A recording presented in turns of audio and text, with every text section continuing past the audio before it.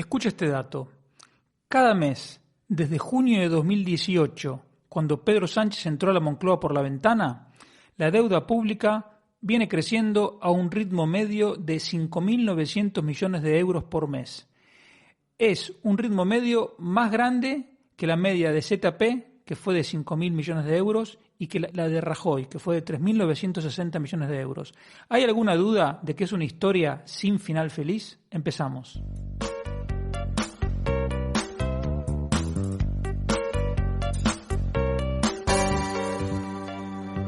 Economía Hoy, con Diego Barceló. Hola, bienvenido a esta nueva edición y primera edición del año 2023. Como siempre, con la ayuda fundamental de David en el control. Recuerda que me puedes encontrar en redes sociales. Soy @DieBarceló, tanto en Twitter como en Instagram. Y me encuentras por Barceló y Asociados en LinkedIn, en Telegram y en Facebook. En el canal de Telegram Barceló y Asociados te puedes suscribir gratuitamente para recibir todos mis artículos y otro material, por ejemplo el artículo que voy a publicar estos días en Expansión. Hay tres datos para comentar. Son el dato de la producción industrial, el dato del número de empresas y la inflación. Empecemos por el tema de la industria. La producción industrial en noviembre dio una caída de 1,8% con relación a noviembre del 2021. El tema es que han caído al mismo tiempo la producción de bienes de consumo duradero, bienes de consumo no duradero, bienes intermedios y energía, porque la producción de energía está metido dentro de la producción industrial. De los 5 componentes que conforman el índice de producción industrial desde el punto de vista del destino de los bienes producidos, 4, como te digo, están cayendo. Lo único que crece es el de los bienes de equipo. Desde febrero del 2021, es decir, en las postrimerías de la primera etapa de la pandemia, no pasaba esto, es decir, que 4 de los 5 componentes mostraron una caída interanual. En 2019, la producción industrial creció menos de un 1%. En 2020 se hundió por la pandemia, cayó prácticamente un 10%. En el 2021 se recuperó un 7%, que parece en un año normal sería un crecimiento impresionante. Lo que pasa es que después de haberte caído un 10, si recuperas un 7, no recuperas todo. Y este año, a pesar de esta caída que te menciono de noviembre, el 2022 habría terminado con un crecimiento de casi el 3%. ¿Qué es lo importante?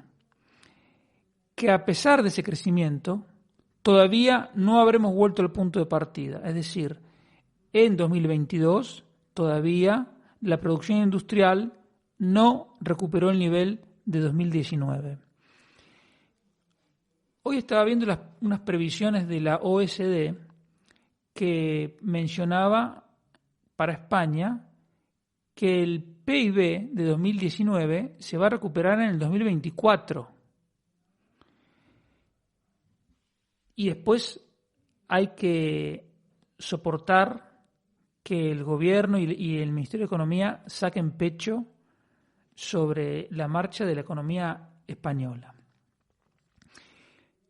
La producción de bienes intermedios viene cayendo ya hace 5 meses seguidos.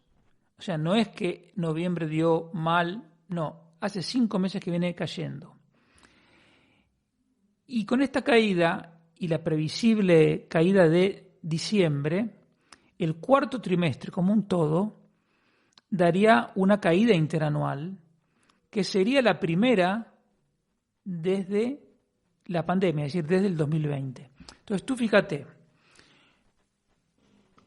qué débil está la economía española para que, sin haber recuperado todavía el nivel de producción industrial de 2019, ya se va a producir un trimestre de caída, el que te digo, el último del año pasado. Para entender el contexto, tienes que recordar lo que yo ya te comenté en programas anteriores acerca de que la etapa de recuperación fuerte, aunque insuficiente, de la economía se agotó en el primer semestre del 2022. El segundo semestre de 2022 fue una transición hacia una economía estancada, que es la que vamos a tener en este 2023. Así todo, la verdad es que el 2022 como un todo podría haber terminado algo mejor de lo previsto, con un crecimiento del PIB, insisto, insuficiente, pero así todo significativo aritméticamente, porque podría estar en torno del 4,5%, incluso hay quien dice 5%, que sería un crecimiento muy fuerte. Pero, una vez más, eso es, digamos, por haber agotado la parte fácil, entre comillas, de crecer cuando tú estás recuperando niveles anteriores. Lo preocupante es que, insisto, sin haber recuperado plenamente esos niveles de producción, la economía ya está, y la producción industrial concretamente, que es lo que estamos hablando, está mostrando síntomas de debilidad. Y lo mismo te puedo decir del número de empresas. El dato del número de empresas, la verdad que no acapara grandes titulares, normalmente no se lo menciona mucho, pero para mí es un indicador capital. Primero porque no es volátil, porque evidentemente nadie abre una empresa y la cierra a las 2 semanas, y entonces nos permite captar las grandes tendencias de la economía española.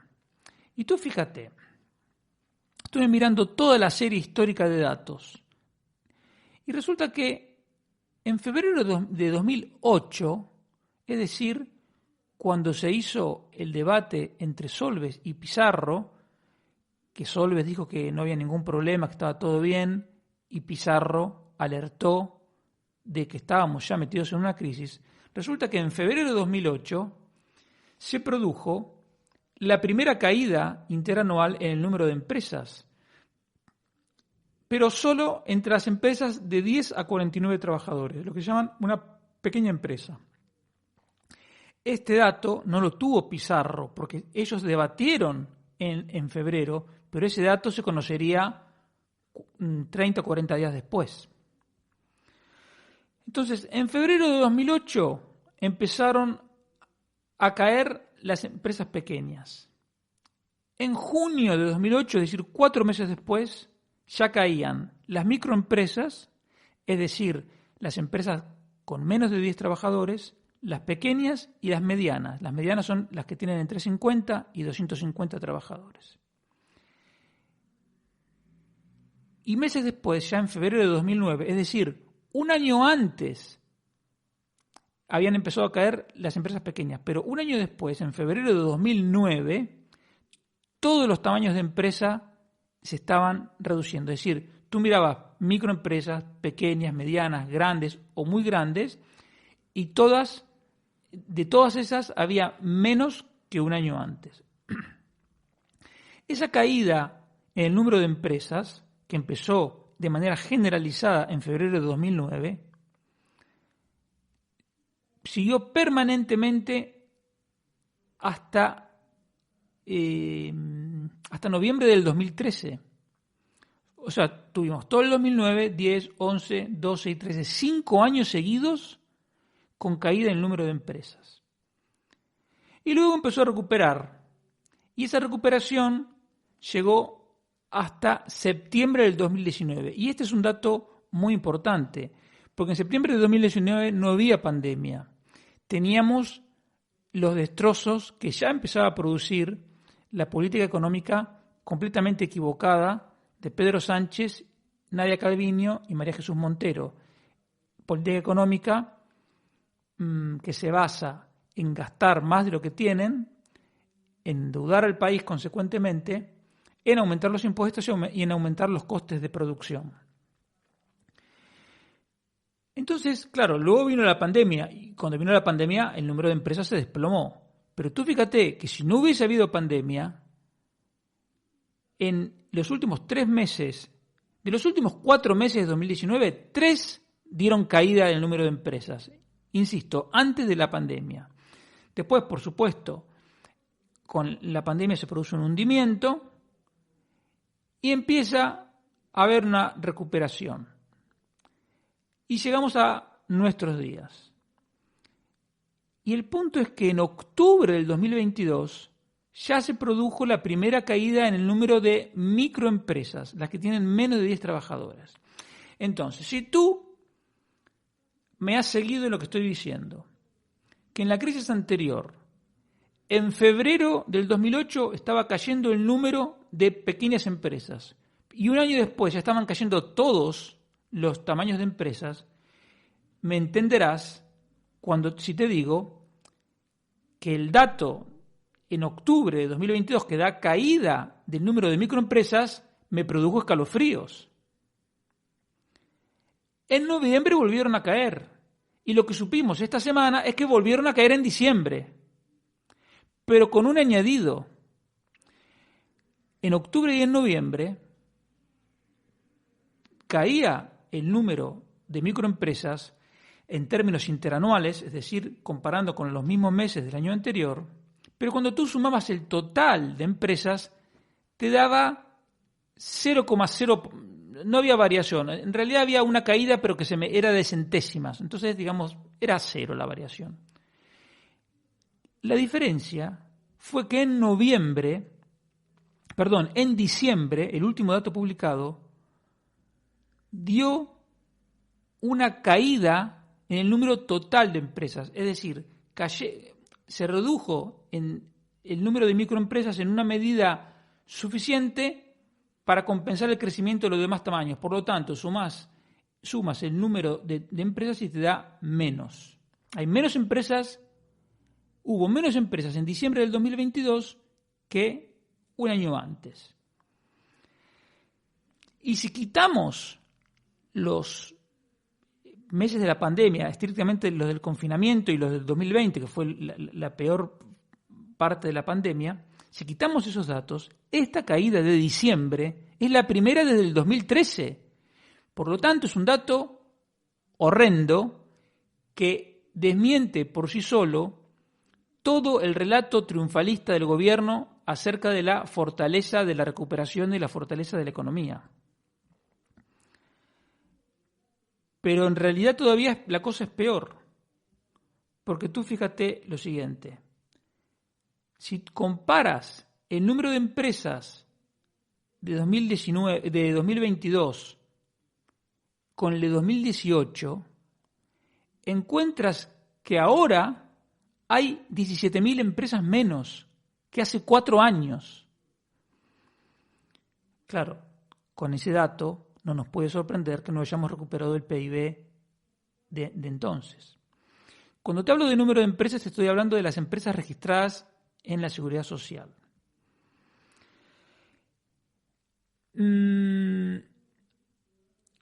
Como te decía, hay menos empresas entonces ahora que hace 4 años. Pero la mayor caída se produce, como digo, en las microempresas. Pero si lo miramos por sectores, el que se lleva la peor parte es el sector primario, es decir, la agricultura, la ganadería, la forestación, la pesca. Porque ahora hay un 11% menos de empresas. En el caso de la industria es un 3% menos, en el caso de los servicios un 1% menos. Y la que se salva es la construcción, con un aumento en el número de empresas de más del 9%. En parte es razonable porque el grueso de empresas que desaparecieron en la crisis anterior eran de la construcción. Pero a mí una cosa que me llama la atención, porque si tú te pones a pensar en el Partido Socialista, ¿no? Ellos, por definición, consideran, digamos, sospechan de cualquier empresario, de cualquier tamaño, pero hasta el comunismo cubano, al pequeño empresario, no digo que lo miren con buenos ojos, pero dicen, bueno, no hace tanto daño en sus términos. Ahora, lo que es increíble, cómo con el socialismo siempre los resultados son los opuestos a los que dicen querer conseguir. Como te estaba diciendo, el tamaño de empresa, el único tamaño de empresa que cae son las microempresas. Es decir, el señor del restaurante, el del bar, el pequeño taller, esos son los que sufren con el socialismo. Los que más sufren, sufren todos. ¿Y cuál es el tamaño de empresa que mejor evoluciona? El de las grandes empresas, de las que tienen más de 250 trabajadores. Esas están aumentando a un ritmo del 12%. Tú fíjate, 12% las grandes y 2% las pequeñas. Evidentemente el problema es mucho más grave en el caso de las microempresas porque las microempresas son muchísimas más. Las grandes empresas son, ojalá hubiera más, pero son pocos miles de empresas. Y de hecho, el drama, que ya te he comentado, uno de los dramas de la economía española es que el tamaño medio de la empresa es demasiado pequeño, cuando lo comparas con el tamaño medio de Alemania, de Francia, etc. Pero si están cayendo las empresas más pequeñas, digamos, que son el embrión de una potencial empresa mediana o grande, esa posibilidad de resolver esa debilidad estructural de la economía española la perdemos. ¿Y por qué es importante que el tamaño de empresas sea más grande? Porque son las empresas, cuanto más grande la empresa, más resiste en los malos momentos, mejor puede aprovechar las economías de escala, puede dar más oportunidades de desarrollo profesional a sus empleados, puede pagar mayores salarios, porque los salarios en las empresas más grandes ronda, te hablo de memoria, 2.200 euros frente a 1.400 en una empresa pequeña. Por lo tanto, las ventajas son múltiples y no para el empresario principalmente, sino principalmente para los trabajadores y el resto de la sociedad. En síntesis, el número de empresas empezó a caer en diciembre.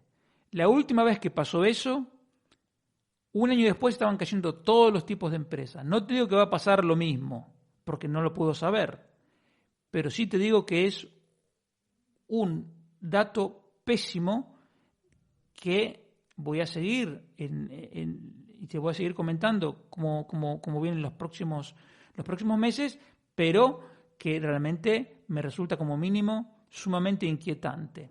Y lo otro, la nota al pie de página es la que te decía antes, que pese a toda la prédica de que no va a quedar nadie atrás, de las ayudas, etcétera, las microempresas, las de menos de 10 trabajadores, caen y en cambio las grandes empresas pueden seguir creciendo. Y lo otro que te iba a comentar rápidamente es el tema de la inflación. La inflación, a ver, el dato de diciembre, ¿cuál fue?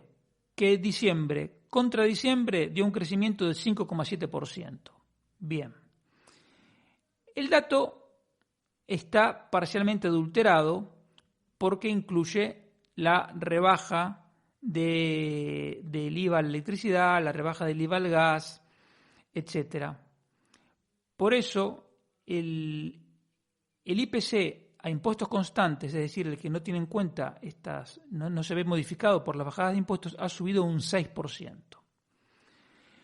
Pero tú fíjate otra cosa, que los alimentos y bebidas no alcohólicas han subido de precio casi un 16% en los últimos 12 meses. Es la mayor subida en casi 40 años, desde julio del 84. Es decir, desde el Mundial de España hasta ahora prácticamente no habían aumentado tanto los precios de los alimentos. Es una cosa realmente increíble. Los precios de la hostelería han subido bastante, casi un 8%, pero que haya aflojado la inflación, que es verdad, está aflojando no solo aquí, sino en casi toda Europa, en casi todo el mundo. ¿Por qué? Porque ha caído el precio del petróleo y el precio de los combustibles y de la energía, porque los productos energéticos como un todo han bajado de precio un 7% en los últimos 12 meses. En realidad han caído en 4%, el resto, los otros 3 puntos son por la bajada del IVA. Y si nos olvidamos de los productos energéticos y de los alimentos no elaborados, es decir, las frutas y las verduras frescas, básicamente, lo que nos queda es la inflación subyacente. Y esa no ha dejado de subir. Y en diciembre, la inflación subyacente, te repito, es el IPC, sin tener en cuenta los elementos volátiles, que son los productos energéticos y los alimentos no elaborados. Ese 7% es la mayor subida en casi 30 años. Es la mayor subida desde julio de 1993. Desde antes del Mundial de Estados Unidos. En definitiva, con el tema de la inflación es repetir el mismo mensaje, pero, como decía von Mises, tenemos que repetir las mismas verdades porque los socialistas repiten las mismas mentiras. ¿Y cuál es la verdad que hay que repetir? Que la culpa de la inflación es del Banco Central Europeo porque es el único que puede emitir euros y ha emitido euros como nunca en la historia. Y cuando aumenta la cantidad de dinero mucho más rápido que la producción de mercancías y servicios, tarde o temprano aumenta la inflación. Y como nos enseñó Milton Friedman, ganador del Premio Nobel en 1976, precisamente por haber estudiado estos temas monetarios a fondo, no hay ningún caso en la historia de una inflación persistente sin un previo incremento de la cantidad de dinero. Y de la misma manera, no hay ningún caso en que los precios, es lo que te acabo de decir, no hay ningún caso en que los precios hayan subido de manera persistente sin un previo incremento de la cantidad de dinero. Hasta hace 200 años la cantidad de dinero era muy estable, principalmente porque dependía de la producción de monedas de oro y de plata. Cuando había inflación es porque los gobiernos, siempre dispuestos a estafar a los ciudadanos, le adulteraban la cantidad de oro y de plata, la cantidad de metal precioso que incluían las monedas, y entonces, claro, si yo le quito a cada moneda de oro un 10% del oro y le meto cobre, pues con esos 10% de cada moneda puedo hacer muchas otras monedas. Bueno, eso es exactamente igual que emitir. Y también pasó en España en el siglo XVI, cuando llegaba el oro de Hispanoamérica, de las minas de Perú y Bolivia, y llegaba todo el oro y el oro se gastaba. Y entonces ese fenómeno se conoció como la revolución de los precios. En otro ejemplo de que cuando se aumenta la emisión, al final, a la larga o a la corta, los precios empiezan a aumentar. Y hay, Milton Friedman dice otra cosa, que es dura, pero es la verdad, que una vez que la inflación se despertó, no se arregla, dice, arreglarlo no es una cuestión que se mida en meses, sino en años. Por eso el Banco Central Europeo ya anticipa que su objetivo del 2% no se va a cumplir ni siquiera en el 2025. O sea, estamos en las primeras semanas del 2023 y ya sabemos que este año, ni el que viene, ni el siguiente, la inflación va a estar donde debería estar. Todos los máximos dirigentes del Banco Central Europeo, como he dicho más de una vez, deberían pedir perdón y dimitir. Es una vergüenza lo que han hecho y están pagando las consecuencias millones y millones de ciudadanos, todos en realidad, todos los que vivimos en la zona euro, y no es algo que sea generalizado ni que sea culpa de la guerra de Ucrania, porque como te he dicho, cuando comparé el caso de la Unión Europea con Suiza, en Suiza esto no está pasando. ¿Por qué? Porque tienen un banco central serio que emite francos suizos de manera controlada y por lo tanto la inflación no se disparó. Entonces, gente verdaderamente han actuado de manera temeraria, con una gran irresponsabilidad, y ahora, como siempre, cuando pasan estas cosas es la pelea de pobres contra pobres, porque están los consumidores peleándose con el frutero, con el señor del taller de la esquina, el peluquero, porque sube los precios, pero ellos no son los culpables. Los culpables están en Frankfurt y son los del Banco Central Europeo.